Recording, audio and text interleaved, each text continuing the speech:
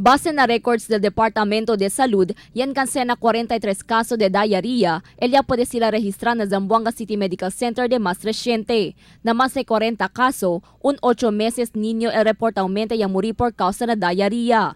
Na datos del DOH, mga víctima tiene edad de 5 años pa abajo, quien mayoría desde el Barangay Santa Catalina y Mampang.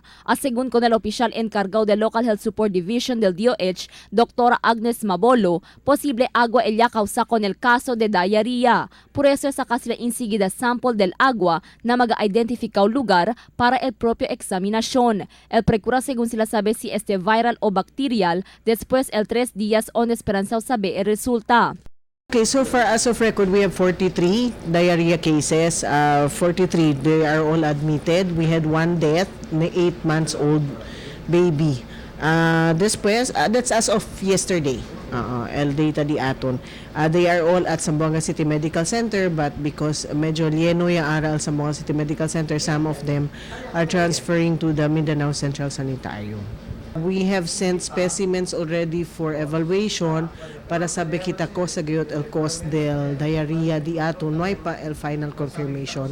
So waiting pa kita for the results whether el diarrhea di aton is bacterial or viral or something else. Fuera na mabuling agua, posible también según obtener bacteria si el un bata tahugachera, iya puede ele poner su mabuling mano na boca. El diarrhea posible según causa dehydration, si hindi inseguidas puede llevar na ospital y puede cura. Por eso aviso del Departamento de Salud, amo para asegurar que limpio el agua que toma y asegura que limpio también el container donde tapone con el agua.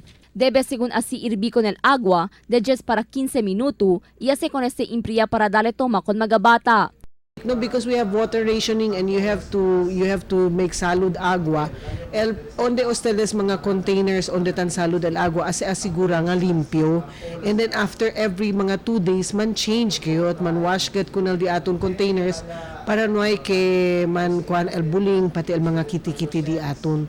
So, akil di aton advice para man avoid kita al diarrhea. And then if hindi ustedes sure si onde estaba el water, hindi ustedes sure si limpyo, asegat kita irbi for 10 to 15 minutes. Presentamente, según ta endereza pa na otro ospital, el mga personas del salud para chequear con otro caso de diarrhea. Posible según este subí pa na mga días que viene, por eso el DOH ta asegura que bastante el medicina na mga ospital para servir na mga pasyente. Crisel Almonía, Dateline Zamboanga.